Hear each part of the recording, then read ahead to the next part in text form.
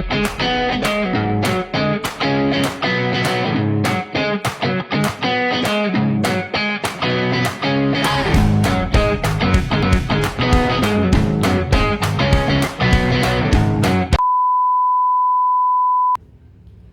Assalamualaikum warahmatullahi wabarakatuh. Sebelumnya mohon izin kepada Bapak karena telah memberikan saya kesempatan dan waktunya. Perkenalkan, nama saya Nadine Anandita dengan NIM 253700022. Baik, berdirinya saya di sini akan menjelaskan mengenai materi filsafat, ontologi, epistemologi, dan aksiologi dalam ilmu geografi. Tentunya, perkembangan filsafat ilmu memberikan energi dan kekuatan bagi perkembangan dan kemajuan setiap ilmu, baik itu dalam konteks ontologi, epistemologi, ataupun aksiologi.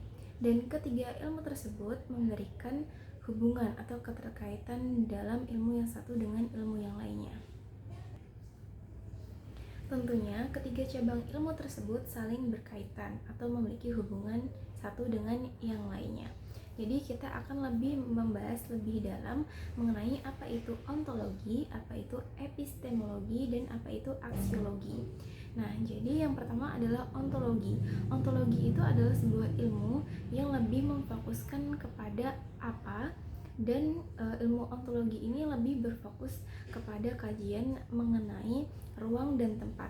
Yang kedua adalah ilmu epistemologi. Jadi ilmu epistemologi itu adalah ilmu yang berfokus kepada suatu ilmu pengetahuan yang akan dikaji. Dan yang ketiga adalah ilmu aksiologi. Jadi ilmu aksiologi itu adalah sebuah ilmu yang berfokus mengkaji tentang nilai dan juga etika pengetahuan ilmu geografi. Baiklah, di sini saya akan menjelaskan poin yang pertama, yaitu ilmu filsafat geografi ontologi. Jadi, ontologi itu berasal dari bahasa Yunani yang terdiri atas dua suku kata, yaitu ontos yang berarti ada dan logos yang berarti ilmu. Jadi, secara lebih terperinci, ontologi itu merupakan sebuah cabang ilmu geografi yang berfokus pada hakikat dan juga esensi yang ada. Dan juga ontologi itu membahas mengenai tentang hakikat ilmu yang ada, baik itu secara abstrak ataupun secara konkret. Namun tidak hanya itu, ilmu ontologi berfokus atau lebih menekankan kepada apa sih sebenarnya yang terjadi.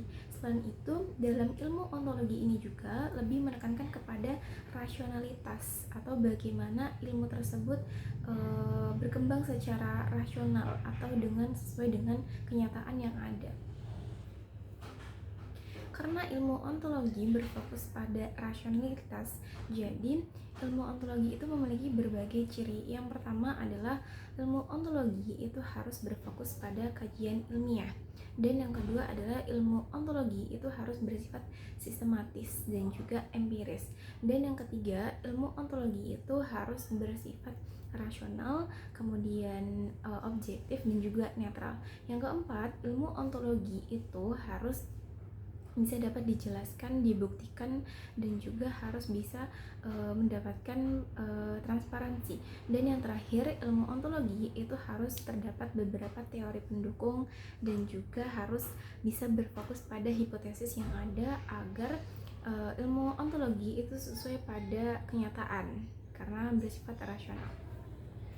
Sama halnya dengan ilmu ontologi, ilmu epistemologi juga berasal dari bahasa Yunani yang terdiri atas dua suku kata, yaitu epistem yang berarti pengetahuan dan logos yang berarti ilmu. Jadi secara lebih mendalam, epistemologi itu merupakan sebuah cabang ilmu geografi yang membahas mengenai tatanan ruang pengetahuan, struktur, sumber, kemudian metode, dan juga bagaimana cara kita memperoleh informasi tentang ilmu pengetahuan tersebut. Karena epistemologi itu berfokus pada bagaimana cara kita untuk lebih mendapatkan informasi tentang ilmu yang kita akan dapatkan. Selain berfokus pada bagaimana cara kita agar memperoleh ilmu pengetahuan tersebut, ilmu epistemologi juga mengacu pada validitas, bagaimana kevalitan sumber informasi ilmu yang akan kita dapatkan nantinya. Menurut para ilmu filsafat, terdapat dua pola pikir atau cara yang bisa kita gunakan untuk menggali atau memperoleh informasi mengenai ilmu pengetahuan filsafat. Yang pertama adalah bagaimana pola pikir induktif, dan yang kedua adalah pola pikir deduktif. Yang pertama adalah pola pikir induktif. Jadi, pola pikir induktif merupakan sebuah pola pikir yang berkaitan dengan pemahaman seseorang terhadap lingkungan sekitar. Jadi, dengan adanya pemahaman kita terhadap lingkungan sekitar, maka kita akan lebih bisa menganalisis atau menciptakan bagaimana konsep yang seharusnya, yaitu konsep yang objektif dan juga efisien serta empiris. Yang kedua adalah pola pikir deduktif, di mana pola pikir deduktif ini sendiri mengharuskan kita untuk lebih berpikir secara rasional dan juga konsisten agar dapat menghasilkan ilmu-ilmu yang efektif dan efisien. Ilmu filsafat geografi yang terakhir adalah ilmu aksiologi, di mana aksiologi itu berasal dari bahasa Yunani yang terdiri atas dua suku kata, yaitu aksio yang berarti nilai dan logos yang berarti ilmu. Jadi secara lebih mendalam, ilmu aksiologi merupakan sebuah cabang ilmu geografi yang lebih berfokus atau menekankan kepada nilai dan etika serta manfaat dari ilmu pengetahuan itu sendiri. Karena ilmu aksiologi berkaitan dengan nilai dan juga etika, maka ilmu aksiologi itu juga berhubungan atau erat kaitannya dengan baik buruk, pantas tidak pantas, ataupun layak tidak layaknya suatu ilmu untuk bisa kita jabarkan atau untuk kita bisa pahami dan kita terapkan.